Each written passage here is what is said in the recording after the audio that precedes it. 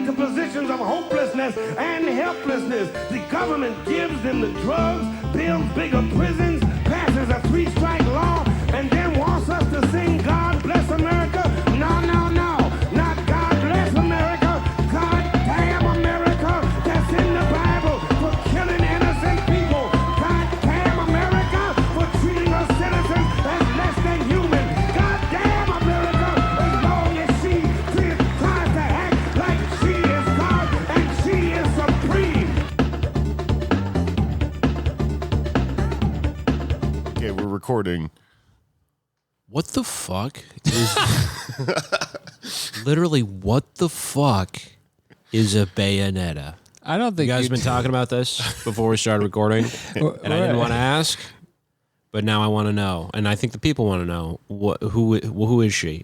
First of all, change your tone, because we were just having a casual conversation about Bayonetta. There's no reason to be so upset about it. This would be a great way to start the show for me to ask this question, so I tried to make it a compelling, compelling question. Confrontational as possible. Yeah. Let's do tough crowd. Anders has more of a foundation for drama than the rest of us, but here's the thing: is he has less of a foundation on Bayonetta, who is a sexy witch with guns in her feet. Interested. And her like high heels, like where the stiletto is, that's a gun. And then she shoots you with them. And it's very clear to everyone who is in the know that Lauren Boebert wants to be her so bad and dresses up like her because she's like a brunette MILF with glasses kind of type. And guns. I'll get up some pictures. Yeah, the guns are kind of a big part of it. Also, her clothes are made out of her hair and they come off when she does spells. Yeah, it's cool. You can. It's a really sexy and fun game. And it's a game, so it's not a video game. Oh, okay. I thought this was a real. This is cool. yeah.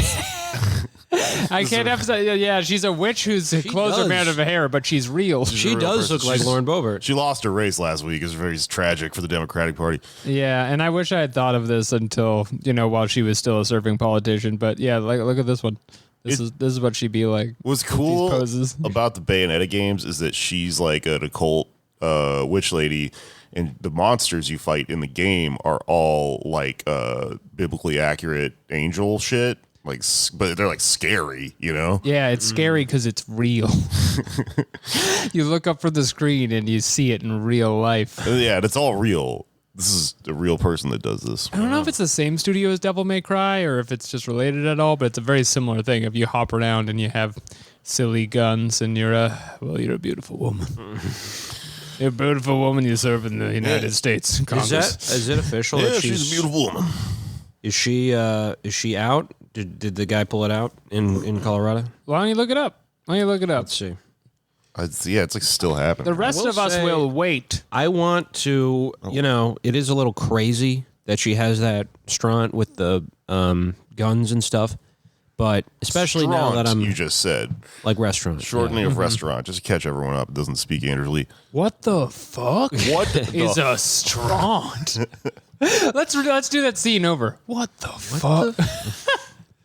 But she has a restaurant where all the servers have guns, and now that I'm like Shooters. having to go back, I have to go back into customer service. I would take that job 100%. Oh, you and me both, brother. The problem is the customers have guns there too, so it's just a shootout. If you don't, it's a powder keg, is what it is. Did you find out if she won or not? James Corden feels like he didn't make his omelet right. It's just fucking go time. I think that's the one thing protecting them is no celebrities with big egos coming into shooters. I imagine if you got into a shootout with him, he's like a steampunk guy. Like he opens his vest and there's a bunch of fucking... Yeah, I wouldn't expect him to be a good shot, but I would expect him to have the finest tech that Hollywood can provide. He's got those 6 shooters from Clint Eastwood film. Yeah. We just ate like 10 pounds of Popeyes, by the way, today. And this is not what the episode is about. What we're talking about right now, this is a warm-up. Yeah. So this is, I guess, the latest that from 16 hours ago. It looks like it won't be called until Thursday at the earliest. There's only a 0.3% difference between the two.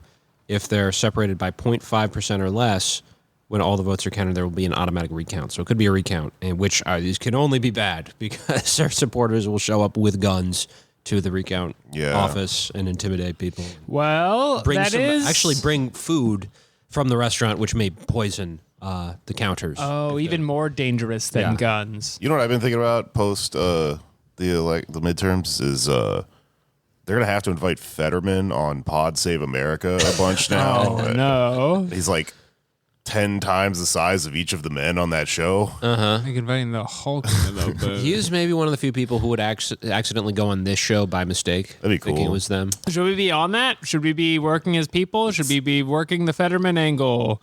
Heading on down to Philly, special pod dem in Philly. Yeah, let's get him. Have a cheesesteak about it. Everybody else thinks we're that podcast. Everybody else thinks we're a different podcast. I think that is a testament to how little anyone cares about Pod Save America, though.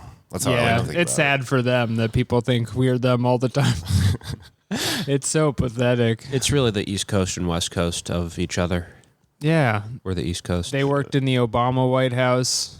I worked at the Times Square Toys R Us for a few months.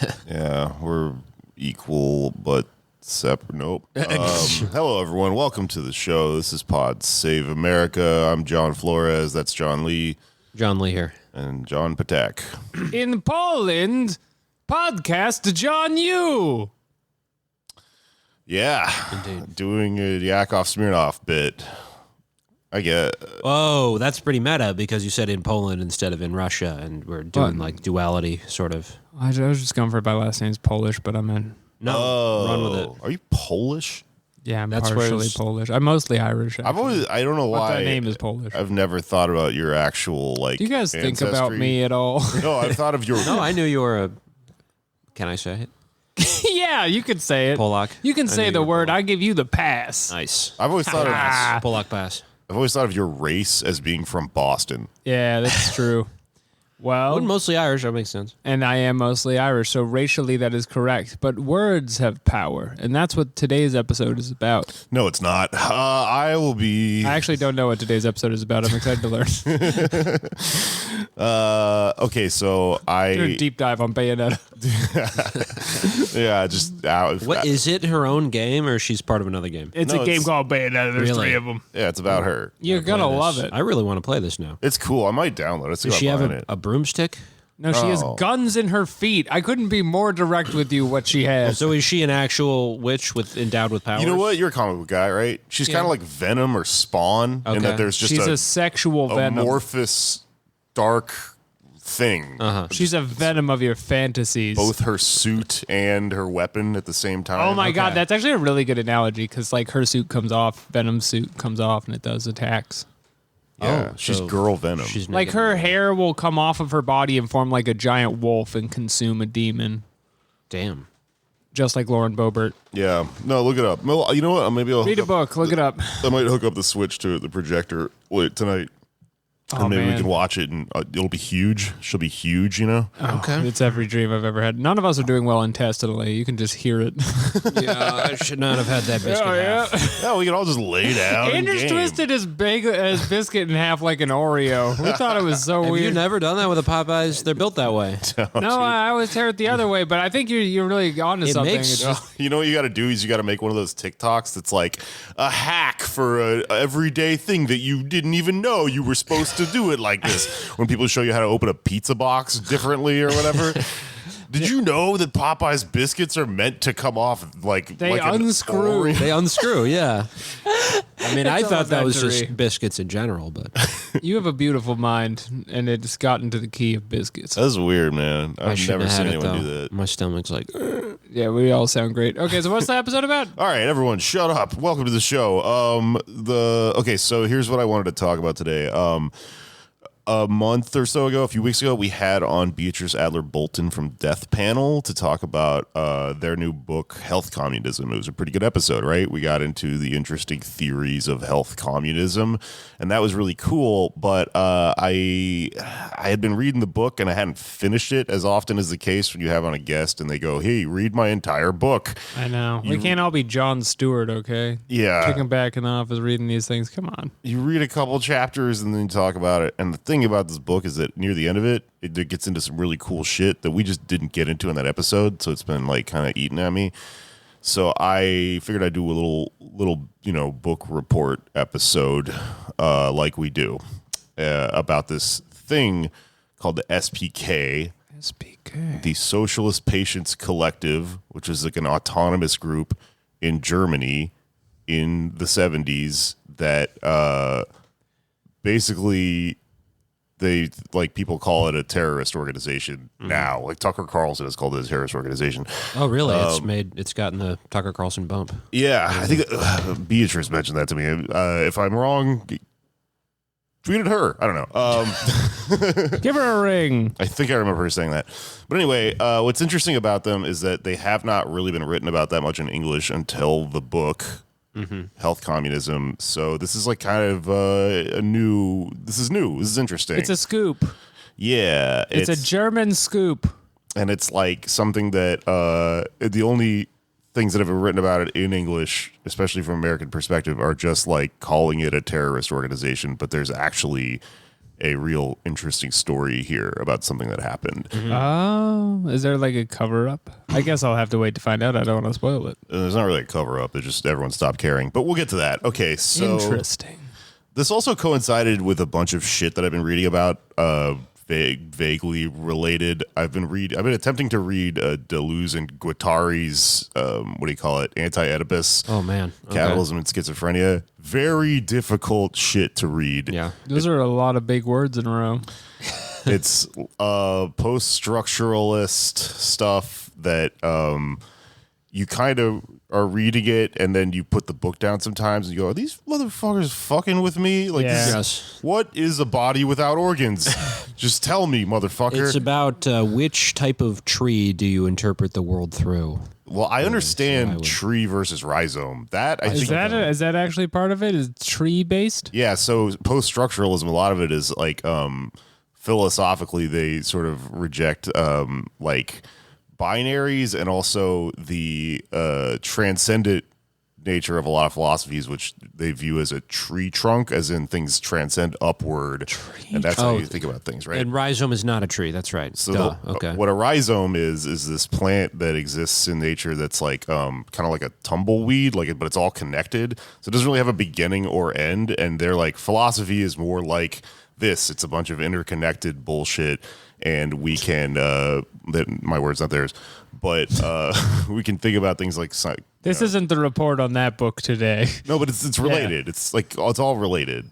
It's adjacent at least, but I'm not. No, this is not. I don't know if I'll ever be able to explain that book. That's Right. like it's my final boss of. I think a lot of theory. times with these complex ideas, it kind of helps to visualize them and give them a body and a persona, and it would be kind of a little bit easier to wrap your consciousness around these ideas if you could maybe play a game where they are in the form of like maybe a beautiful witch who has guns for feet and her hair doesn't there's no hierarchy to it. It doesn't rise. Where you're going with this. Sometimes it's a beautiful bra. Sometimes it's a wolf that consumes Murray, you. Fuck you. All right, hold on. I have to go. Murray popping Murray off. has taken the Popeyes out of the trash can. It's so sad the way he wants them. I put mine in the adult trash can. I'm sorry. For the I record. didn't know. It's dogs definitely can't have. Have you ever seen a dog? This is pretty gross. You ever see a dog shit? After they eat chicken bones, it's. Ugh. Oh, I didn't give him any of the bones. Well, yeah, but sometimes they get into it themselves, and it's not. Does pretty. it tear up their organs and stuff because they're pointy? Yeah. Yeah, Well, that's no good. he'll be all right. He's like one of those like he's tough. I'm real tough and I'm pretty dumb. One of those guys. Oh yeah. That's Murray. Excuse me. I mean, This episode's disgusting. well, I wonder if the rise of SPK had anything to do with all of the fatty foods and dairy that they eat in Germany, and maybe it's induced a lot of GERD. I was going to say the stomach same problems. thing. GERD is a very German disease with how it sounds. Did they all have tummy problems? I'm gonna GERD. do good improv here and not say no. What the fuck are you talking about? Yes, Yes. sure. Okay, That's right. so you got Deleuze and Guattari, and Guattari especially is like he was a psychoanalyst, and he was a radical psychoanalyst and was involved in a lot of Italian autonomism and stuff like that, and also heavily involved in the antipsychiatry movement, which was sort of it ran the gamut politically. There are like anti-psychiatry people that formed the basis for right-wing crazy shit like Scientology, and then there are sort of some libs, and then there on the left end you've got Deleuze and Guattari, and on the far end probably the SBK. So Dark anti-psychiatry wing. Anti-psychiatry is interesting because a lot of what they So these are people who see The Sopranos and reject the premise outright. kind of. I mean, They actually do that in Italy. Is that true? Yeah, they watch it's there for a while. It may have caught on now, but I remember hearing like when the Sopranos was on TV, Italians couldn't understand it because they're like, why would someone who is criminal go to psychology? Why would a man talk to an unmarried woman? It does not happen. that is the point, you fucking Guido. He could touch her in that room. He can't do that. But this man has talked to this woman that is not his mother. Why? Or is she? All of the ducks, do they perhaps represent a pizza pie? Yeah, actually, that's another Deleuze and Guattari argument is like they sort of, a lot of these people rejected psychiatry as being very bourgeois and individualistic. So the anti-Oedipus, what they're talking about that book a lot is like this thing called desire production. So they have this, there's an idea of desire that Lacan sort of talked about where he was like lack. Everything comes from a lack. And they rejected that and said, no. Actually, desire itself isn't like a negative thing that comes from a negative place and then you need to fill. Desire is like this driving force that comes out of people all the time, and it itself is a productive thing. So they said that when you went into psychiatry or into a psychoanalytic framework with like a patient and a doctor or whatever, a patient and Let's an call them what analyst, they are. They're witches.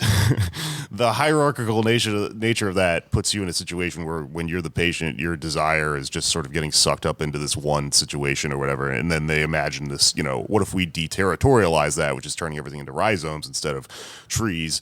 And then once so they kind of had this philosophy of, well, no, we got to dissolve stuff like that in society. And then you're like, productive desire force will come out of you, and that'll lead more to whatever the fuck revolutionary shit. A lot of the stuff is like bordering on what's his name, Wilhelm Reich is involved in the anti-psychiatry movement. And if you know anything about him, he's his origins were somewhat scientific, involved in some of this stuff. What he went on to do after that is complete gobbledygook insanity. He was this guy who believed in this thing called orgone energy, and he believed, which is just made up like energy. The Devo, when they wore those red hats that were bowls, those were orgone capturing hats. Oh, Referring to. He also didn't expect Devo to visit this episode. he believed that you could blow up clouds and suck the orgone energy out of them. It's called cloud busting. It's what that Kate Bush song is about. Baby, suck my organ. Did he try to do that? Yeah, he created this crazy like turret gun that he would sit in and shoot at clouds. He's out of his fucking mind. So he's like adjacent to this, and that's why some of this stuff gets like pseudoscientific and hard to follow or whatever. But I don't know. Anti-psychiatry is something that we could get bogged down in a little bit. I think I myself kind of am sympathetic to the left explanation of it, which is, I think, kind of explored in health communism. And we've talked about a lot on the show about how, all of the stuff that's going on in psychiatry is shaped by the mode of production and yada, yada, yada. And like something that both the SBK and a lot of these people, and I think the health communism kids that we talk to all try to reiterate, is that it's not as simple as if we abolish capitalism, there won't be like, you'll never be depressed or whatever. It's not that. It's the ways in which being, mentally ill and having a disorder or whatever is then shaped and then extracted from and yada, yada, yada. But let's not get into like a, million tweet long Twitter discourse about that. It's complicated. And The psychiatrist should be a mother. Anyway, I'm going to read a little history that leads into what's happening here. In 1620, in the UK, there's this thing called the Bedlam Asylum, which was an asylum where they wrote a petition to the House of Lords called the Petition of Poor Distracted People in the House of Bedlam. This is like the first, all of the old language for like mental illness is awesome. Very good. Because it kind of has that backwards logic where like like all of the words we use to insult people are the old words for like what it meant to Starting just somewhere. be diagnosed mentally ill or whatever. Some of the time. Cringe used to be big problem. That's right. It was a big problem to be cringe back then. But this was the first example of like a group of patients collectively organizing against their like asylum. Okay. Or at least the first example, written down or whatever the fuck. There's probably more. In 1784, which is called the Nurenturm in Vienna, which means the Fool's Tower. So the early examples of asylums or stuff like this. It was Bayonetta level. It's definitely Bayonetta level. It's this fucking like panopticon looking enclosed tower building that was built after the discovery that these people called the Capuchin monks had been keeping mentally ill people in dungeons. So they were like, let's build this fool's tower instead. The guy who built it put a lightning rod on top of the tower because he had been studying electricity and its relation to plant growth, and he thought it might like help the insane people in it if they got like lightning shot into them through the building. Electroshock therapy, I think, is still used, if I'm not mistaken. Yeah, it is. We'll get into that later. That's going to come back. In the 1800s, they're going to have to use it to get the shit out of my intestines after all this Popeyes. Good Lord. I mean, I would welcome it if it did that. Just shoot it out of me with your electricity gun. Yeah, we should go bother some cops later and see if Try to steal their gun. It's for my shit. I'm sorry, sir. I really have to poop. In the 1800s, there's this group in the UK called the Alleged Lunatics Friends Society. Incredible name. Wow. One of a kind. Good band name. It's patient-led with doctor collaborators, organized for moderate liberal civil liberties for quote-unquote lunatics. So they weren't entirely radical yet, but this is like a liberal example. They did things like Get out the freaking vote. I guess they just argued for civil liberties. They would vote their ass off around Germany. People have been, put into this surplus population and labeled lunatics or whatever. I'm against it. The stuff in the South in the 1800s in America. Good name for a birthday party. Alleged lunatics. Alleged lunatics. I just reminded me of a group chat I'm in. Huh. Very similar. And at the time, that kind of was their form of group chat, was these real groups. True. Group chat is like a rhizome. There's no real leader. There's no tree in a group chat. Definitely no end.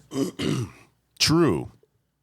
So there's this asylum in the American South, the Trans-Allegheny Lunatic Asylum in West Virginia. Around this time, they incarcerated people for stuff like, quote, immoral life, quote, laziness, quote, novel reading, quote, politics, quote, uterine derangement. Just liking politics. Yeah. Or novel reading. That kind of figures. Correct. Wait, novel reading was in there too? Yeah. Oh my God. And laziness. When We're guilty was this? of all of these. This is the 1800s. Okay. And then a lot of them are increasingly misogynistic, like desertion by husband. You could be committed for that. Right. If you get deserted by your own husband. Well, if you're so crazy you drove your husband away who did nothing wrong. Exactly. He just is trying to love you. This is a little before, but there was a big case in Virginia and all over the country, but especially the South. A lot of women would be sterilized for getting it on too much. Yeah. That'd be called, that means you're mentally defective if you like having sex. You need a psychiatrist in your life, probably. Yeah. Someone to suck up your orgone energy. To burst your cloud, if you will. Yeah. There's another diagnosis called drapetomania. Oh. Which is the diagnosis they would give to black slaves for wanting to run away from slavery. A lot of people have connected that to, maybe you're getting to this, but a lot of people have connected that to ODD, oppositional defiance disorder. You down with ODD? You know me. But it's still diagnosed predominantly for like young black kids. Yeah. And there's like a lot of medical historians have traced it back. Yeah, totally. Oh, this is why I'm a little bit of an anti-psychiatry person myself, because there's a lot of shit like that in psychiatry. And that's kind of why I'm going through a lot of this background, because like the origins of what they're talking about, and when we get to the 70s, are fairly recent, and they're this fucked up. So pretty fair to critique the recent no one's saying it's unfair. thing of psychiatry, I guess. No one's saying it's unfair. No one's saying it's unfair. Yeah, I mean, even if you talk to like a lot of doctors, they'll be like, "Yeah, I know it's bullshit, but I got to do it." Hey, I gotta do it. I love this stuff. You got to do what you got to do. All right, take these pills. All right. Now take this electricity. Please, doctor, I haven't shit in weeks. Give me some juice. This is the primary function of the working psychiatrist, is to just get all that out of there. Let's see. Madness is a concept relative to political economy we talk about in health communism. The mad are marked for what we refer to in that book as extractive abandonment. So we talked about that a little bit. I'm not going to get too heavy into the theory. If you haven't heard that episode, you should go back and listen to it as an accompaniment to this, I think. But, basically we use like some Marxist terms here and talk about the surplus population and how when you are committed to a mental hospital, or when you're disabled or something like that, you're put into the surplus population and then extracted from in all these various ways. It's fucked up. It's like the Metallica song Sanitarium, if you've ever heard that. Yeah, that's what they were talking about. They were big Deleuze heads. They were real into Deleuze at the time. They might have been. Who knows? I mean, I wouldn't be surprised. There's some like unreleased volume called Some Kind of Monster from Deleuze Guattari. That'd be cool, yeah. Well, that's a documentary about Metallica, then I think of it. It is. Well, that's when they went to a therapist, right? Yeah. Oh, There you yeah. go. Actually, that does kind of connect. Yeah. Okay. Except that they went to a therapist and they didn't do group therapy. Well, we'll get to that. Men would rather form Metallica than go to therapy. So eventually we get to the institutional era. This all forms up around this early stuff I was talking about. Basically, the institutional era is a situation where we're disciplining the surplus population for a largely social problem that didn't produce much effect. Like the peak of throwing people in asylums that were like, disciplinary and fucked up, the stuff that you see in your American Horror Story seasons and shit like that, is largely in the field of psychiatry, not thought to have reaped a lot of benefits. It was kind of a failed experiment, it's considered. They don't stand by the lobotomies and I guess you said they still do electroshock therapy. Yeah. Well, They don't do lobotomies anymore, though, do they? I don't think so, but don't quote me on that. I don't know. The one thing that capitalism seemed to get out of the institutional era was cheap labor, which is, kind of what they're talking about when they talk about extractive abandonment is like you're now, like when you get thrown in prison, you're technically taken out of the workforce, but then they're like, well, we still have these people, so they figure out ways to make you technically do slave labor and shit like that. Which is what the vote was about on Wednesday, right? Yeah. Tuesday. It's related, totally. Well, we talked about it Wednesday, but it was Tuesday. Anders, thank you. Thank you, Anders. Here to correct. Anders, thank you. That's just one of the many like folds of capitalism, I guess, that's sort of explored through all this. One of its rhizome-like folds. Mm-hmm. So curability is a concept that didn't prove very viable, right? You can't really cure someone of these crazy disorders that you've sort of categorized them in that maybe aren't even things a lot of the times.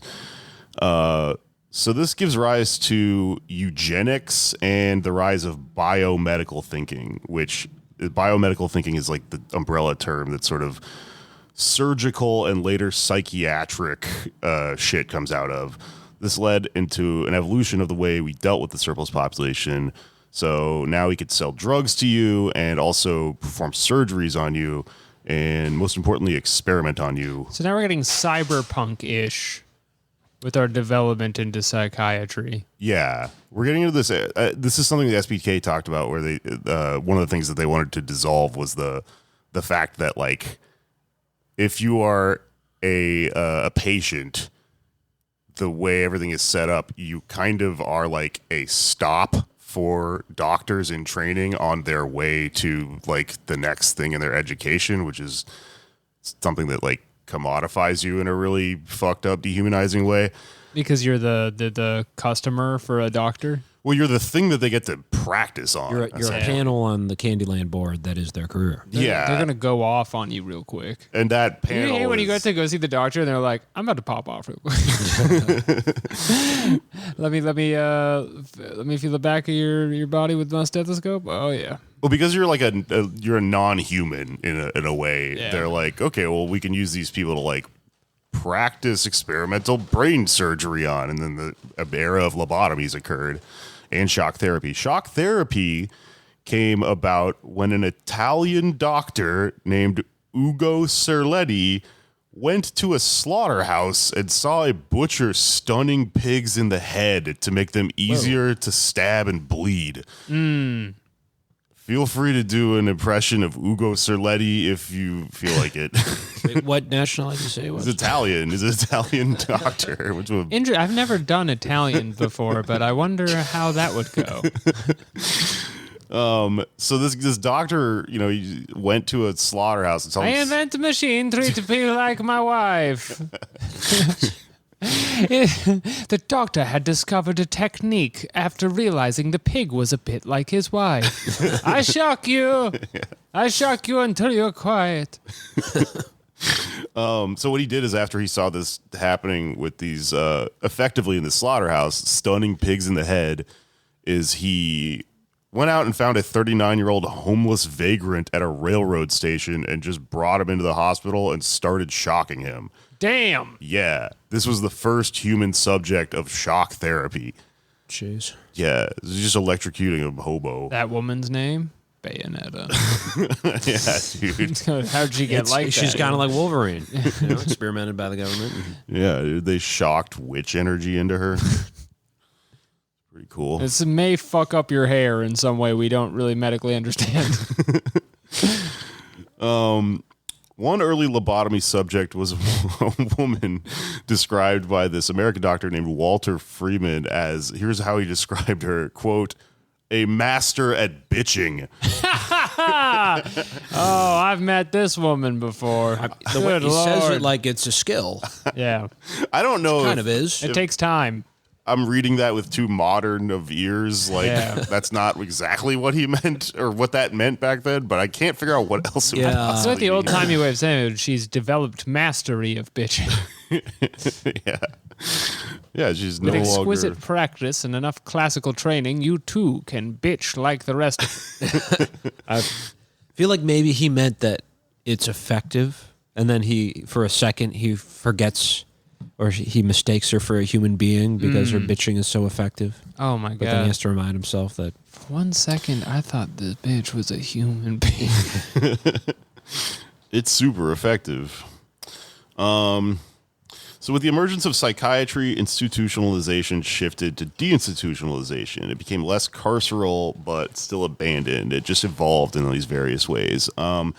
New ways to extract from patients sort of came out of this what do you call it? This evolution in medical history. So it's interesting because you had, these big warehouse asylums that we would throw people in and make them do forced labor and stuff and experiment on. And when this is before they invented EDM, so before they were fun. electronic dance music, Yeah. oh, warehouses, hell yeah. This is probably where a lot of Warehouses. raves have. Hell happened. yeah. Yeah. I don't know. So You just hear the mashed potatoes moving through our brain today. I don't Good think God. DJ Lunatic, we are in former asylum. And I'm not popping off. sweating that hard from the chicken. I had a nice I'm not relaxing doing day. good. I'm sorry. I'm really just projecting. I'm going off like 5 hours of sleep. So Yeah, dude, we're all really nailing Italian voices today. I say 5 hours of sleep like that's not that much sleep, but it kind of is. Gotta think about it. Well, it's if it's between cycles, like maybe you didn't get enough cycles. Yeah, we'll blame it on that. I've had 5 hours feel like 2 hours. I've had 5 hours feel like 8 hours. And you never know what you're gonna get. I usually sleep for 5 hours when I use my CPAP machine because it's such good sleep. I just wake up. Oh, really? Yeah. That's the thing, is the number of hours, is that misleading? We'll get a sleep expert on here to explain that someday. You know who didn't invent the CPAP machine is psychiatrists. That's With right. their dark magic. That's right, Alex. Back to my notes. With the emergence of psychiatry, okay, so basically what happened is like after we got out of like the warehouse, horrible, old timey institutions, we had this sort of deinstitutionalization stuff that sort of like instead of having one big central horrible prison psychiatric unit, you had nursing homes and stuff like that, and like in-home care and stuff like that, which they explain in a great deal in Health Communism how all the various ways in which that appears like it might, become less extractive, but it didn't. It just formed all these new ways of, doing stuff like not trying to cure certain disorders, but like making people just in permanent care for the rest of their lives and shit, turning people into human batteries, etc. Like the Matrix. When you read like Marx, and he's like, you would think next that this next thing would change the dynamics of capitalism. Like once, there's like a minimum wage law increase or whatever. But watch how it doesn't. But 9. There's a lot of that shit going on here. Some interesting other historical build up to this is like psychiatry and trade regimes, right? So like something I thought was interesting about the history of where like the pill game comes from and synthesizing hormones and shit like that is there are all these myths about it being this feature of capitalism that we just sort of like competed and innovated, and then now that's why we have these big psychiatric firms and pharmacological firms that sell all this good stuff to us, right? Well, if you read into the history of it, it's pretty fucked up. There was this American chemist named Russell Marker that was making hormones in the United States, and at one point he just uprooted and went to Mexico for some reason involving like capitalist, probably competition and stuff like that. Did he invent markers? Is that where the name comes from? Yes, he invented the marker. There's actually a really dark story behind it. Keep listening. Mm-hmm. He went to Mexico to make hormones, and he had a huge breakthrough because there's this plant called the Barbasco plant, which is everywhere down there, and he figured out you can make progesterone from it. And later on, he made Tapatio. And he's the Tapatio guy. That's why he has blue eyes. Later on, he made androgens, estrogen, corticoids, and theoretically should have made a ton of cash with his company. His company was called Syntex, right? Wow. That sounds like a fictional drug company. It Like is a Breaking Bad or real something. one, but it's not around anymore because the U.S. intervened and blocked Mexico from being able to trade the product internationally. This allowed Syntex only to sell raw materials. This protected American companies like Merck, which is a big pharma company. When was this? Was this NAFTA? No, this is like way before Okay. all that shit. NAFTA? Got a NAFTRAC mind. Andrew One track perks up to like a NAFTA. dog asleep on the rug. NAFTA? NAFTA? We're going for a NAFTA? Fucking Rage Against the Machine shit. It sounds like something NAFTA would do. There's a Yeah, precursor yeah. to it, Yeah. for sure. We're going to get to NAFTA. That reminds me of 1996.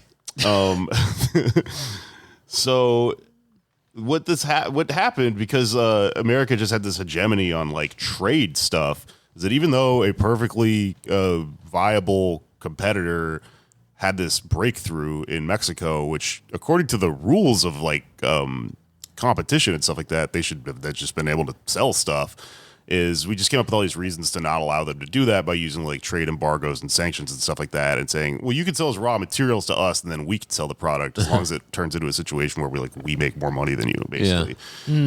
Just That is the rule of business, isn't it? straight up economic bullying. They undercut Syntex at its own market. We traded back. Like the company Merck here would sell this shit in Mexico, like get the raw materials from Syntex, synthesize it here in the United States, sell it in Mexico, undercut syntax in its own market and do shit like that. We right? love doing. That's what we did to Haiti with rice. We love doing that. That's a great to other move. countries. It's smart. Very smart. Yeah. Eventually, Syntax is purchased by this American company called Ogden. So the whole thing's just gutted, right? This illustrates how the United States, or how entire states are marked for extractive abandonment, and also the myth of capitalist innovation and Marked, eh? marked. Keep by listening. Russell. Yeah, no, that'll pop up again. It won't. It was at this point he was looking at this phenomenon. He said, "I'm going to change my name.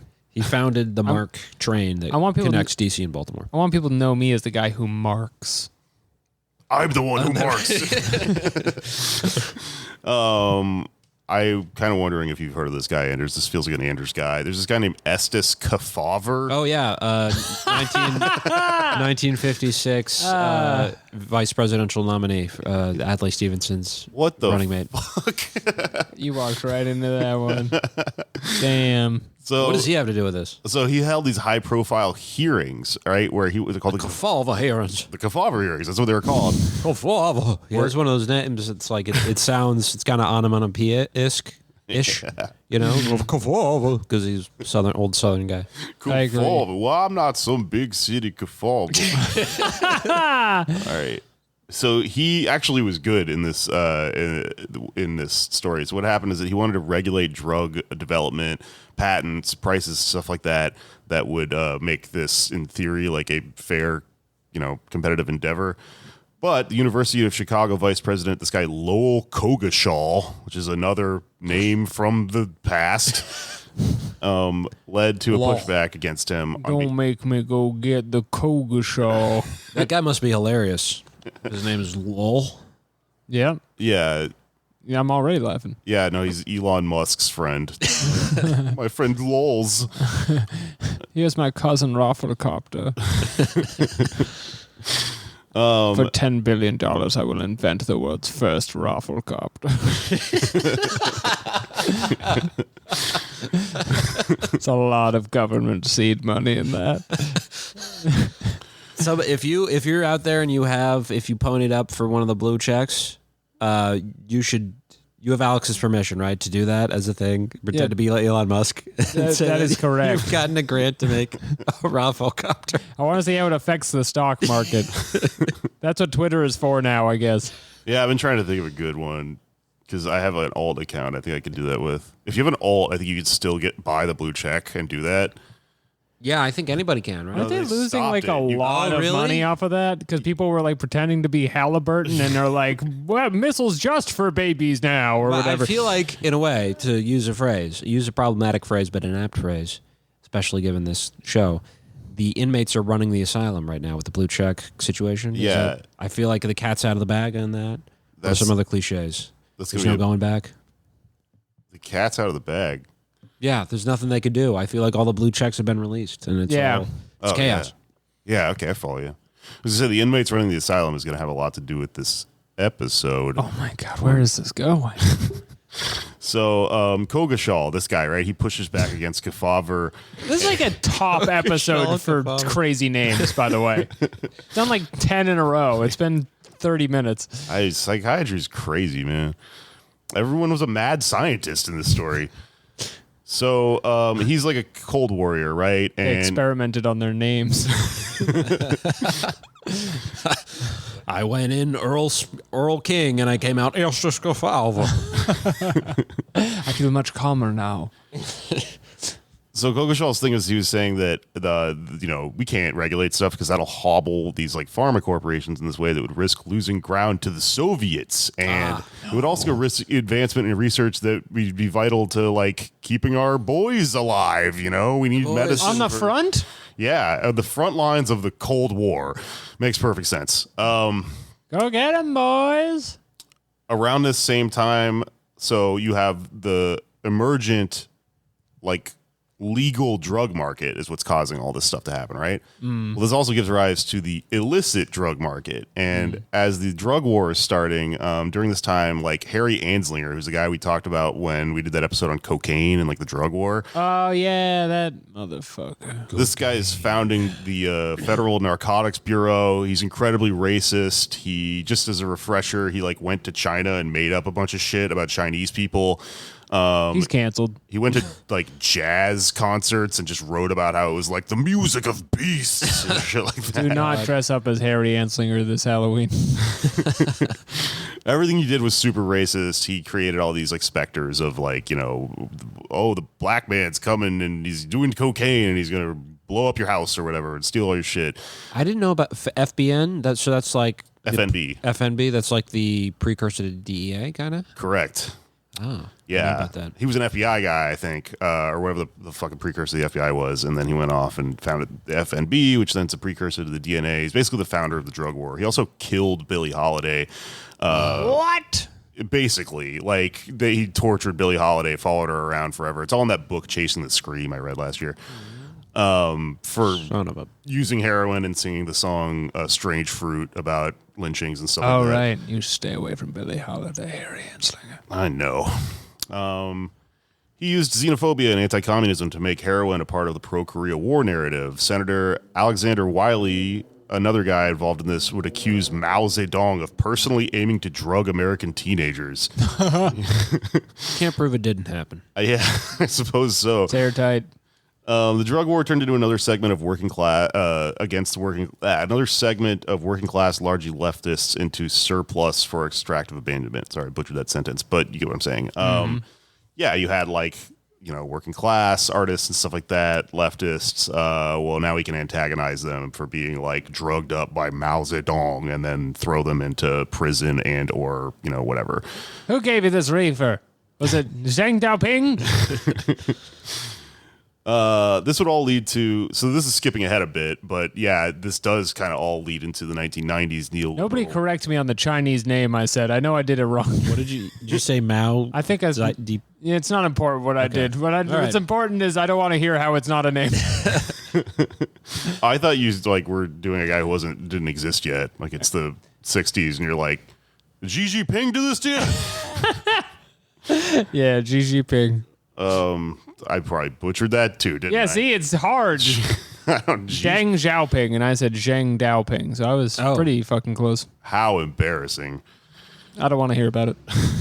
Message Anders. Damn it. So that's all this trade stuff and drug war stuff eventually led, skipping ahead to the 90s, like neoliberal intellectual property regime trade bullshit. The TRIPS agreement is something that happened in the 90s. The trade-related aspects of intellectual property rights. Members of the IPC, the intellectual property community, were CEOs of Pfizer, IBM, etc. They were suing to keep that clown makeup protected. You know. That's ICP. Yeah. Oh, yeah. Let's just delete that. I could tell there was some sort of clown in there. Yeah, I heard those three but letters. I couldn't tell where. And shortled. Is there another agreement of this during this time that sort of affected this stuff? Some sort of ICP agreement? You mean NAFTA? Bing! Yeah. Damn, dude. NAFTA. You're so down bad for NAFTA. It's crazy. Well, NAFTA's not going to fuck you, bro. It's a trade agreement between the North American states. I mean, some would say it stands for nice. That's a Family Guy joke. What does it stand for? Nice afternoon of effing up the A. That's a Family Guy joke? Yeah. They were getting cerebral. They're really smart over there. I mean, it was about Bill Clinton. Who came up with that one? Stewie? Stewie? All right. They had Bill Clinton say it like, time for some. God, why am I repeating Family? Sorry. Yeah, what other funny things have you seen on Family Guy lately?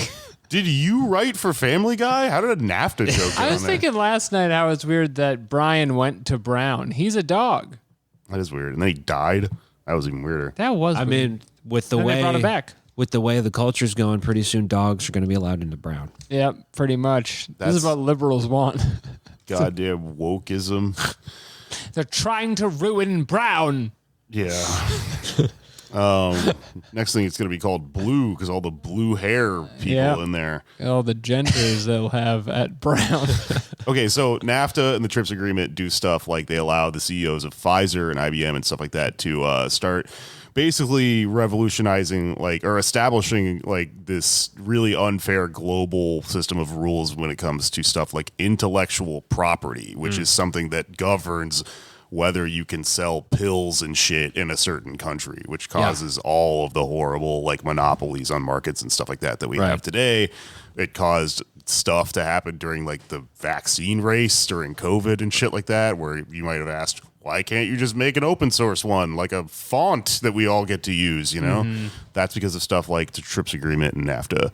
Yeah, there's this whole legal infrastructure in these, Hollywood is really dedicated and spending money. They basically will stop at nothing until they have a paramilitary global organization that goes into Bangladesh and sweeps the streets of DVD copies of Honey, You Shrunk the Kids, you know, to make sure people aren't seeing, Unregulated kids. You didn't shrink those kids.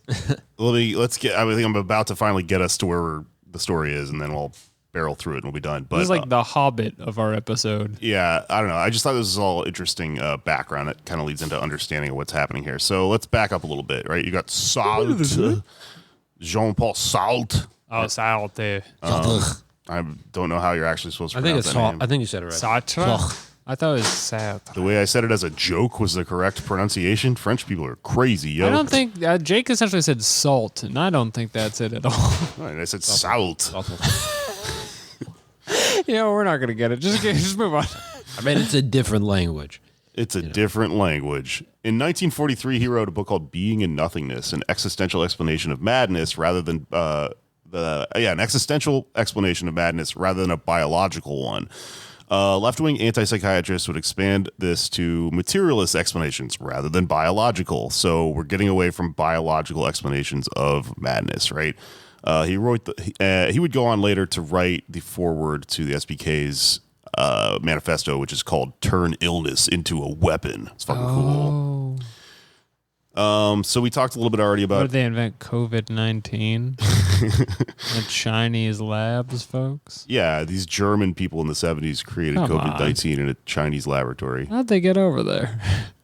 We already talked about antipsychiatry a little bit, but there was probably the biggest Marxist thinker in antipsychiatry was this guy named David Cooper, who was a Marxist South African in the UK who coined the term. You also have these people called Cooper, Goffman, Edelman. There were Italian meta-psychiatrists. There was a similar movement going on over there called with people. It's when you're a psychiatrist on Facebook. Coming soon, legs. Meta, is it called that because I met a bunch of bad comedians on it? Folks. Okay, so there's these guys Basaglia and Ungaro. They're anti-fascist, but they're also very into approaching that medically. So the Italian metapsychiatrists were against stuff they thought medical records functioned almost like a rap sheet does with prisons. It's kind of damaging to the person. Well, look who had gout. Yeah. I could definitely see that being a thing for mental health stuff. Yeah, I'm sure I'm glossing over this at a million miles an hour, and then if you actually read about it, there's a compelling argument there. But I don't know it, so I'm going to skip over it. Anyway, in Germany in the 1970s, coming out of the soup of Deleuze, Guattari, Cooper, Wilhelm Reich, you have this guy Wolfgang Huber. He's operating at the University of Heidelberg. He's a psychiatrist. He is really cool. He's a 70s radical, cool teacher guy. Oh, okay. He's sitting backwards on the chair. Yeah. He has crazy hair. He wears a leather jacket instead of his white lab coat and stuff. Everybody's got patches on the elbows. Yep, Mr. Cotter, yeah. His big thing is autonomous group therapy, right? So basically one of his big groundbreaking ideas was that stuff I was talking about earlier with the hierarchy when it comes to having a doctor and a patient. He saw this stuff as sort of a hangover from Nazi Germany, right? Because he's in Germany and they're right after like the Nazis existed and the Nazis were doing eugenics and stuff like that. And they're extremely hierarchical and they're extremely biologically, that's how they think. And they'd be having doctors. Mental illness came from and stuff. And then you also have the influx of like Western capitalism because this is West Germany. And so he's looking at all this stuff and he's going, this is like the same shit. We're claiming to be getting rid of Nazis, but we're like installing a lot of the same hardware or software or whatever the fuck that all this stuff was built on. So he sort of invented group psychology or group psychiatry, which was like is still a thing today, or group therapy rather. Group therapy is probably like the biggest legacy of the SBK, and it's a thing that honestly, after reading about all this, I kind of am interested in because I used to think when I would go to like get a free, psychiatric reading or go to therapy or whatever and get the one person that took my shitty Medicaid or whatever, they would often say, you should try group therapy. And I would be like, this is because this is the cheapo, like it's expensive to do one-on-one, right? That's got to be what's going on here is that you're like, how about... It's like what's the Groupon? It's like Groupon. Groupon, yeah. Maybe they just thought you were going to freak out and they need a whole bunch of people to hold you back. Maybe. But I kind of think that there might be something to it. It's interesting. To me, it's like counterintuitive to therapy. I think a lot of people think of therapy as a place to go tell all your secrets to a person that then won't tell anyone else. So group therapy is different.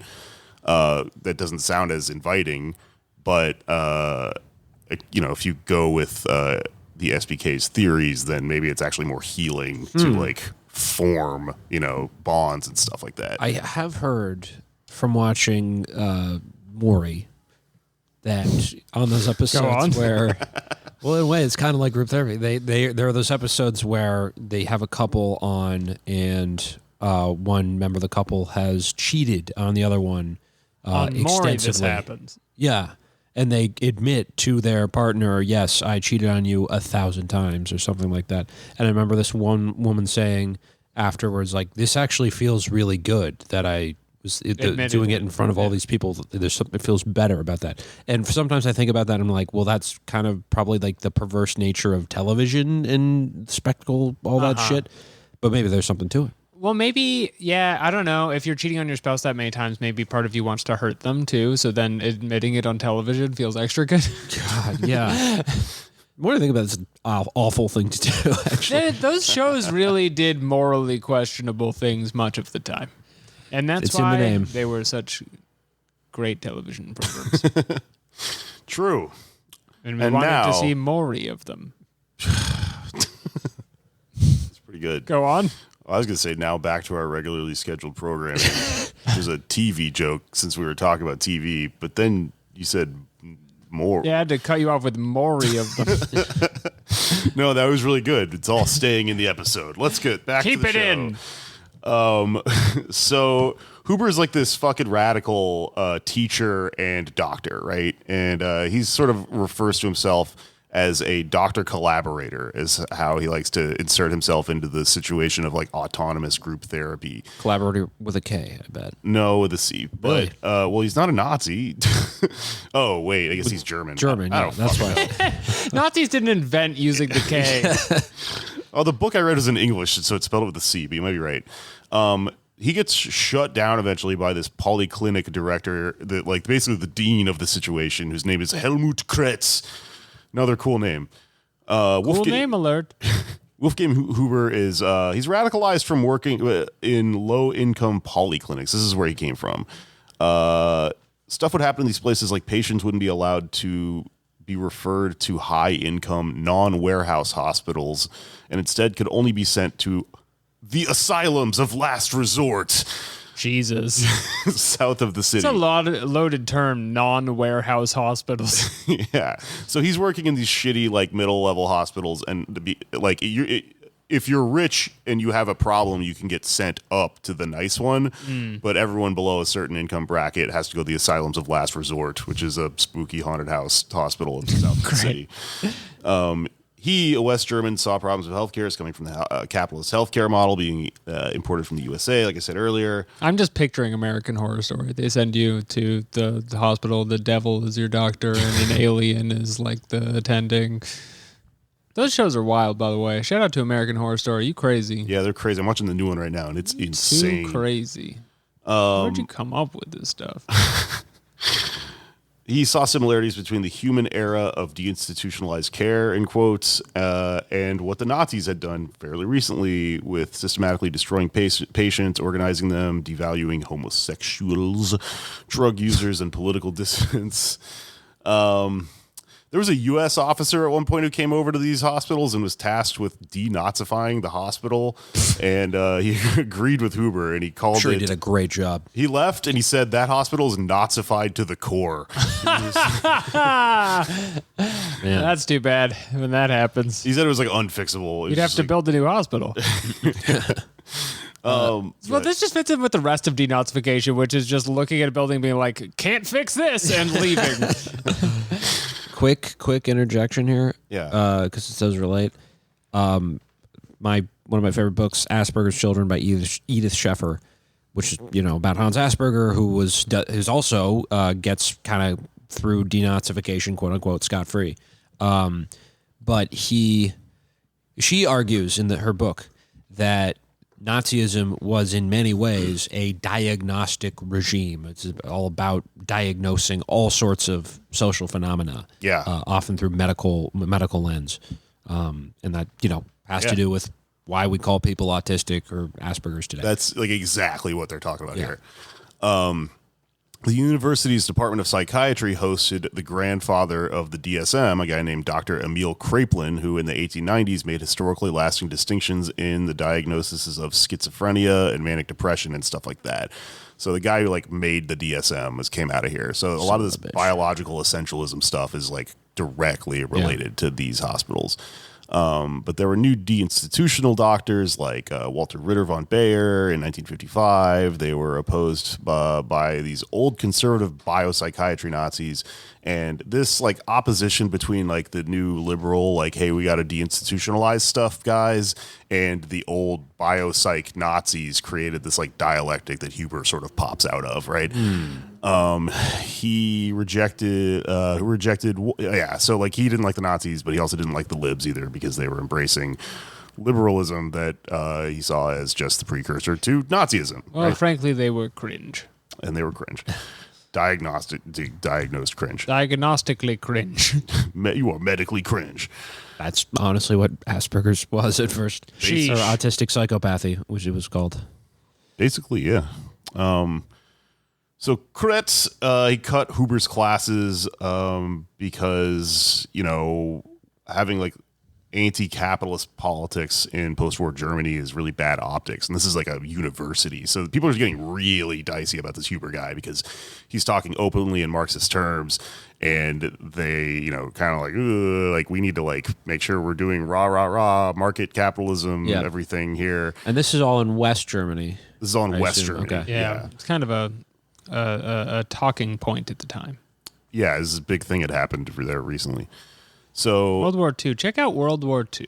Mm-hmm. If you don't know anything about World War II, you should learn about it before listening to this. It'll make it It's honestly going to be super confusing to you, this episode. Just go back and read all about it. You have to watch Saving Private Ryan, or this episode will make no sense. Yeah.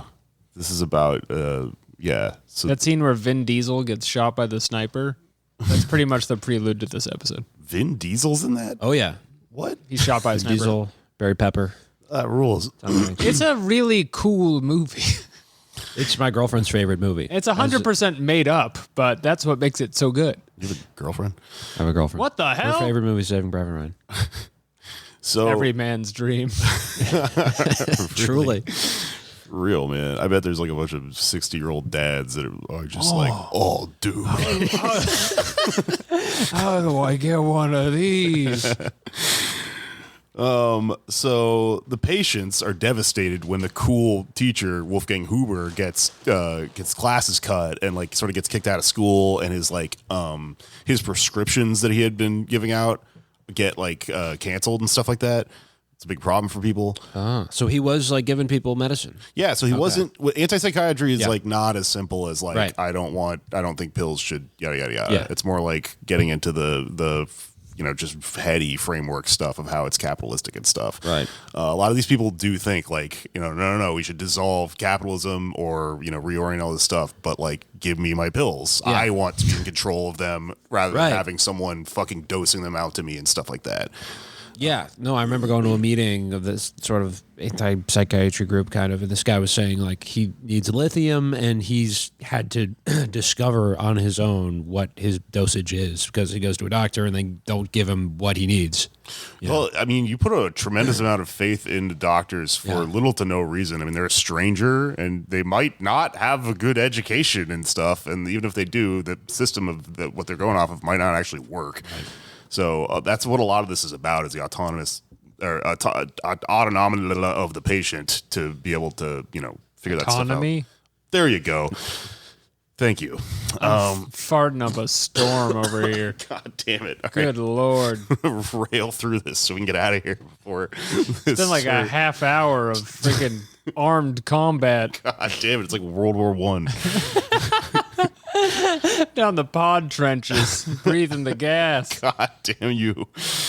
Okay, so after he gets, this is an important part of the story, after he gets kicked out and they're like, Huber House, you're on probation, his patients they stay together because they believe so much in this autonomous group therapy thing that he's been forming and that they've been using to like create its own self-perpetuating system with like various forms of praxis, right?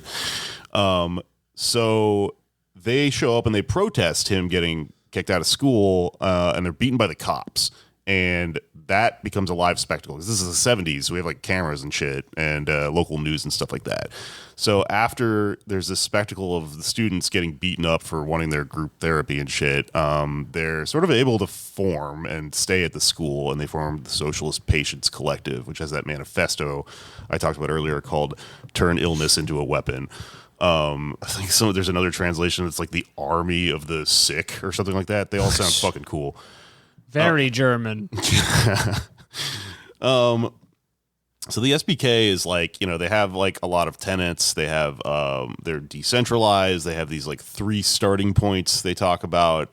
Read about it if you want to go real deep into it, but it's, something I'm, talking about as best I can, having just sort of speed read a book on it, but there's finer points to it if you're really into this shit. They have interesting statements like they're pro-illness because we're all ill, right? Illness is the only form of life possible. Health is a biological fascist fantasy whose purpose is to conceal the social conditions and social functions of illness. A lot of the stuff we talked about on that main episode that we did, so the theory and stuff is in there, right? Let's see. And the SPK is also a patients organized general assembly, right? So they claim this is the first time that's happened in history. Which When do they start killing people? we'll get there. Okay. Well, they don't actually kill people, I don't think, but we'll get there. It's debated. I'm looking forward to you getting to the part and be like, oh no, they did. They protested to get Hoover back in. The university compromised, and they let the SPK exist. They kept honoring Hoover's prescriptions, and they gave him this like transitionary period out of a job. That's like middle ground where this all landed. The SPK existed, it continued to agitate. They called their group therapy sessions agitations. They seek to dissolve hierarchy between doctor and patient. Part of this is getting a little culty, though. You gotta admit. It is definitely an accusation that it's been thrown at them. He's an Obermensch, doctor. Dr. Obermensch. So we just talked a little bit about their theory of being like, you should be able to prescribe your own shit and stuff like that. Dissolving the hierarchy between doctor and patient. They have this thing called the social symptomatic model is the language they use. It's criticizing what's called knowledge production in healthcare. So knowledge production refers to the incentivization of, constantly needing to like to grow like scientific knowledge through healthcare, which is the lobotomy stuff, experimenting on patients and stuff like that. They proposed of a sick proletariat. Pretty cool. They wanted to sick proletariat, bro. They wanted to disconnect knowledge, skills, and methods and stuff like that away from capitalism. So they were really into like skill share. Like that's a term you hear in like anarchist shit a lot. intellectual property being commodified and kept away. They wanted it to, stuff to be free and universal and shit. Like, surgery so you can fix my arm and I can make you a podcast. Yep. We'll both use our skills. They accuse the university of turning them into, quote, sick commodities and, quote, a training stop for career specialists. Post Huber leaving, the SPK engaged in a power struggle with the university board, being promised resources but not really getting them. So, like, the university board, after, like, the public, police sort of roughing them up and shit, had to, like, concede some things. But then you can imagine how that plays out. They said, oh, we'll give you this, like, room to hang out in. And then they, like, got this really shitty room at the university. They told them they were going to give them funding, but then they kept saying, oh, it's coming eventually. Keep checking the mail. Yeah. So this puts them in a situation where, the SPK is around and they're agitated against the university. And so they start organizing and growing in size. They develop these things called working circles. Some of these being therapeutic, some of them being like just stuff to, generally maintain and, do mutual aid and stuff like that. And some of them being stuff like monitoring police radio, because they're starting to get like reported on, because people are starting to call this thing that's happening at this college campus a cult or a terrorist organization, especially because of all the Red Scare stuff happening at the time. Mm-hmm. So there's disputed claims of them. People say they made bombs, but a lot of that seems like Fed shit. Impossible to say, really. But there's this heavy stigma. People would, like, if you were in this area and you were like applying for a job, they would screen you for SBK involvement, for employment. There was all this propaganda. How and shit sick like that. have you been? Yeah. How do you feel about being sick? Is it like a toy or a weapon? Let's see. In September 18th, 1970, the Minister of Education orders the university to kick them out. So eventually it turns into this huge thing where, like, Minister of Education, good God. Of the government is, Yeah. like, seeing this stuff happening. And Dr. Fauci declares war on the SPK. I really want to see, like, the Animal House movie of, like, this organization like taking over this college and having the Wilhelm Krut guy or whatever the fuck his name was, like, mad at them all the time and shit, and they're just like, Louie. They're all sick. The guy's on the ladder watching all the girls have the pillow fight, and he would have a boner that knocks him off, but due to his illness, he cannot. Yeah, and that's a weapon. And it's weaponized. Because capitalism, if you don't have a boner, it can't use you anymore. So now you're in the surplus population. Let's see. This is all happening around the same time as like the weathermen in the United States, right? This is why like the government starts to get involved, because there's like both American and German. And the RAF, right? Maybe we should do a whole episode on. Getting ahead of me, but yes. So the press is like releasing unprovable stories about like, oh, there's sex abuse and stuff like that going on in there. Again, looking at this from a macro point of view, probably, maybe, and it's hard to say whether that, but they're also like, I do think the equation of charismatic professor in the 60s who's lefty, in the 60s, perhaps come on, could have resulted in that, but it's hard to say, because I mean, if you're super sympathetic to them, like this book obviously is, you're going, all that stuff is stuff that the feds are saying about this, because they're a Marxist organization that's growing in Western Germany, and people are really not happy about it in the government and stuff like that. That being said, also totally could have fucking happened. Yeah. And also, both. It could have been that they had this cool praxis, and then it was also this wild fucking thing that happened. I guess that is a stereotype about charismatic people that I should. Yeah, you know what? That's charismatic shaming, Anders. And you can't pull it off, honey. None of it. Some of us spec'd really high in charisma because we thought we could talk our way out of fights in Dungeons and Dragons. Not everybody who's charismatic is just going to like be your Hitler for you, That's true, yeah. Some of them just want to vibe and have a cool afro or whatever, because it was the 70s. And look like Disco Stew. This is how I'm imagining this guy in my head. Anyway. German Disco Stew. I was saying that parts of this do remind me of kind of like California cults in the 70s in their own way that are not Marxist aligned, like the Rajneeshis and stuff. Oh, totally. Yeah. The Bhagwan. Yeah, that guy. Yeah. Around the same time, so the Weathermen are happening in the U.S. and the Red Army faction in Germany, also in West Germany.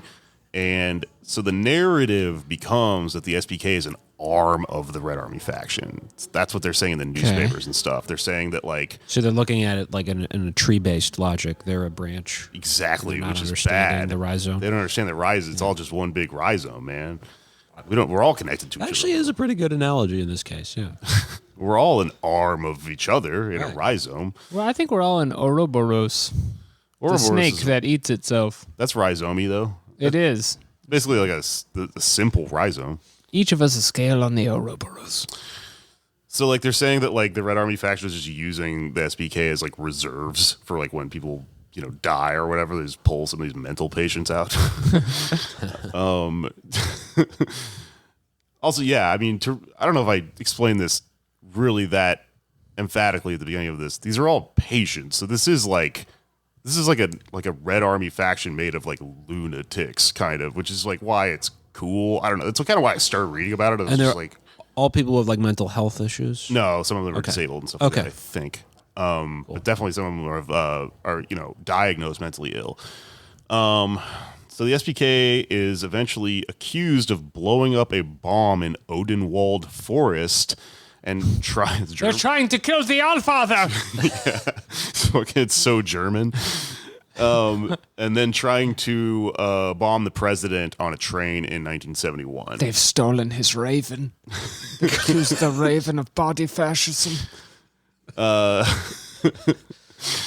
was that? What did I say that was? In 1971. Okay, so in May to July 1971, Heidelberg University, exhausted of legal and administrative attempts to evict the SPK, they can't get rid of them, even though the government is intervening and stuff.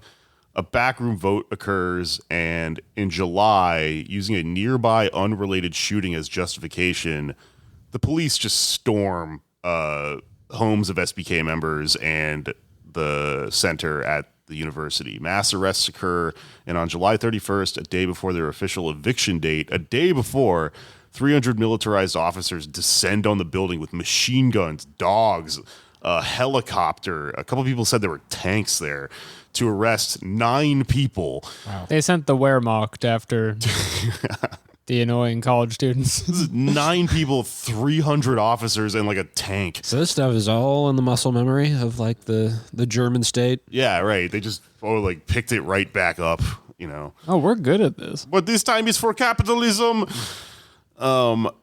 So yeah, the 9 people that are arrested are Huber, his wife Ursula, and some other, you know, people around. They are charged with forming a criminal organization. They're charged with the shooting that had nothing to do with them. Forged documents, bank robbery. I don't know if they actually robbed a bank. Possession of drugs and weapons. Oh yeah, he also was really cool with like smoking weed. And Banks are a doctor in a way. Bombings and bugging the university boardroom. There's an author's note in The Health Communism, which is that they think that one might actually have been real because his wife Ursula apparently did bug the university boardroom just so they could like spy on them and shit. They were put into isolation with like the lights on 24 hours. They tried to throw Huber into a psych unit, which would have been a really cool, ironic ending to all this. And yeah, they went to prison for like 4 years each, him and his wife, and like a year. They spent a year each in solitary. Damn. Yeah. This is everyone in the organization, just Huber. I don't know how they treated everyone else. Those are the specifics I know about him and his wife. I think some other people got put in prison, but I don't know. Quote me. Yeah, on it. I mean, that'd be a lot of prisoners for not America. Well, the other ones were Got to also build a lot of prisons. like their patients. I don't know exactly how that worked. But anyway, the show trial around him and his wife turned into like a spectacle. Deleuze and Guattari showed up, which apparently was a big deal because Felix Guattari hates traveling. So like it was for him to show up was like, oh my God. Ugh. He came all the way from France. It's my day off.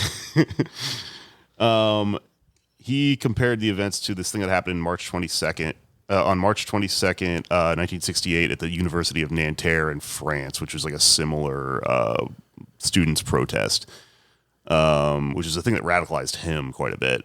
There was a showing of support from activists, but after one man started shouting in support of the group, all non-police were expelled from the trial, and they just beat the shit out of this guy and left him without medical attention.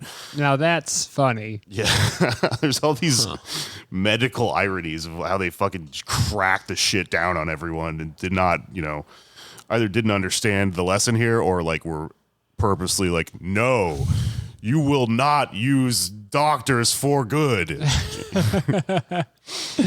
Huber's lawyers were charged just for defending him. One went to prison just for defending him. Can you do? Isn't that their job? I'm confused. This is just I guess it's not America. This is a new liberal society. I mean, this is stuff that shouldn't be happening, but sure. Ask Steven Donziger about that. Yeah. Yeah, it feels like extra legal means were afforded to like avoid becoming anything like East Germany. Like it kind of, That's kind of what's going on here, I think. like the official position was like neither Nazism nor communism, but liberal capitalism. But they were pretty okay with like some aspects of, or at least sweeping stuff under the rug with Nazism. But It's almost like they're communism, not so derived much. from each other or something. I don't know. Somebody should look into that. Crazy. So the SBK has since been labeled a terrorist organization by the United States. There was hysteria from academics and state officials, post all this in the United States. At one point, one of the SBK members like moved to Canada and then tried to come into the United States, and there was like this huge fucking headline in a newspaper that was just like German terrorists are coming into, it's just some person trying to move to like some small town in Michigan or something. German pinkos sneaking into the country. Hysteria around them from academics is it's all Cold War predictable. People say they were communists because they were insane. That's another spin that gets put on this. Interesting. Is like, well, they're lunatics. Of course they believe in communism. They're mad. And then, eventually crimes elsewhere started to get blamed on them because they're on the list of terrorist organizations and shit.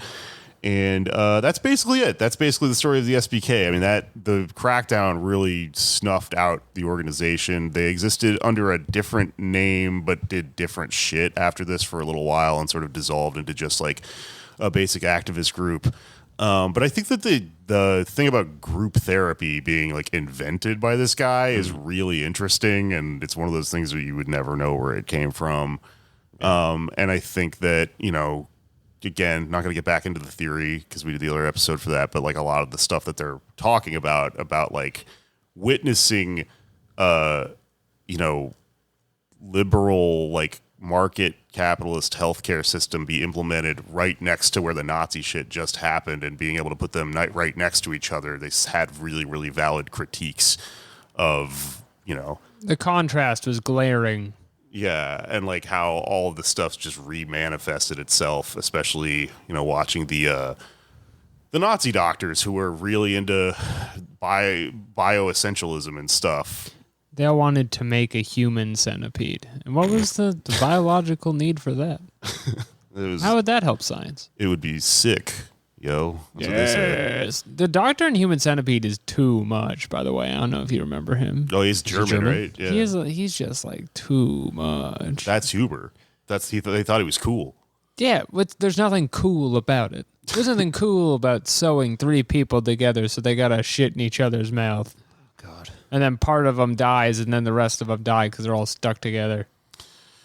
Yeah. Or doing it to an entire prison to make a super centipede. Yeah. Human Centipede 3. And then he calls it an agitation. He's like, this is praxis. The only line I remember, the guy saying shit, I have to shit, when the guy in the front of the centipede. And then I remember the doctor, anytime they do anything, just stands next to them and goes, yes, yes. And they're just like crawling around or whatever. You know, a human centipede is the ultimate form of group therapy if it's a doctor that's doing it to you. Men would rather make the human centipede. Move your organ energy into her. Yeah, feed her. That was the other line too. Okay, I could remember see two lines. definitely being able to achieve ego death being in a human centipede. But You would aspire to ego death in a human centipede. I think it's more like dissociation. yeah, I You really guess just so. want to just forget you have a brain if you Which can. is kind of what happens when I hear about human centipede. But Well, make the time. This episode is my recommendation for this episode is human centipede. Man, I mean, the amount we all been we be farting in here, I would hate to be in a human centipede. Oh my with you guys. god, What you're at the bottom of my list of people to be in a human centipede with. I want to be honest. What if we woke up when we were in a human centipede and that German doctor like had a bunch of Popeyes and then he's like, "Can you resist?" And we're all like, Here, Anders, your sweet tea you love. Why don't you take the biscuit and unscrew it Oreo style? "Which one of us?" So Anders is in the front. Yeah, Anders. Of course, Anders in the front. So then, well, you it's and me. not bad. I For me. I don't think we get to pick. It just kind of works out. No, I'm not saying we pick. I'm One saying, of us is the caboose. What do you think who do you think the doctor would pick? I don't want to say it, but I feel like I do end up in the middle. I feel like that too. And that is, everyone agrees, the worst one. Is it? I mean, I guess. Yeah, no, it is. It for sure is. The back one seems pretty bad too. They're all bad, but the front one's definitely the best. Wait, Anders, it's only congratulations. 3 people? In the first one, there's just 3 people. Yeah. Okay. Yeah, I feel like if you wake up and you're the first one, you're still horrified. It's like the worst day of your life, but part of you's like, Because you can still all right. Hey! Can I actually segue this into a fun joke? Oh, yeah, let's hear it. So the guy walks into a bar, goes into the bathroom, and there's 3 guys having sex in like a In a train. Train, yeah. You know, one guy's taking it and giving it, and the other 2 giving and receiving. And the guy closes the bathroom door in horror, goes up to the bartender, and is like, "My goodness, there are 3 men butt fucking in your bathroom, sir." And the bartender says, "Did the guy in the middle have a red sweater on?" It's like, "Yeah. Yeah, that's man. He gets lucky at pool, too." Well, Did you know that the 3 guys are riding a horse? The middle guy is referred to as Lucky Pierre. Ah, because that's where the... You know how like when you're in a car, like, shotgun. Yeah. That seat is referred to as shotgun. On a horse, on a that horse seat in the middle is referred to Lucky Pierre. yeah. Oh. Because you're just fucking and getting fucked on your fucking horse all fucking day. Yeah. All right. All right. It's finished. It's done. Let's do plugs and get out of here. Oh, it's the main episode, right? Yeah. I'm going on tour soon. Fuck yeah. In January, I'm going on tour with Mishka Shubali, my friend. We're going through the South. I'm going to be in like Columbus, I think Pittsburgh, Memphis.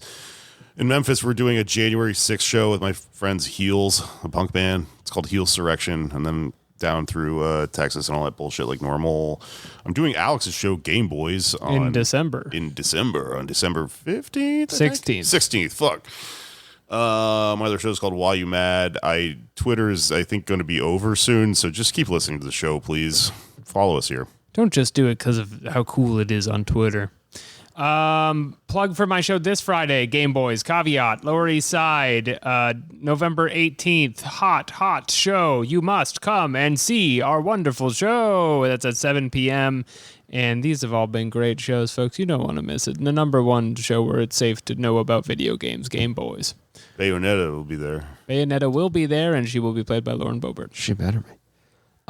The day after Don't that... be a creep about it, Andy. November 19th. Can't promise that I'll introduce you to Bayonetta, but I can get you some good comedy if you're still in the mood for comedy after November 18th. On November 19th at Misfit Kava, we're going to be doing botanical comedy at 9 p.m. Come check that out. Libations, good jokes from great folks. Dan Yang, Maggie Crane, Shalewa Sharp, Steve Gerard, and myself. And follow me for now on Twitter at Anders Lee here. and Dursley1 on Instagram. And Substack, andersley.substack.com. Okay, I'm going to do it as German as possible in honor of the SPK. It is finished. It's finished. Chopping. I don't know how to say that. Das ist finished. Oh, It's finished.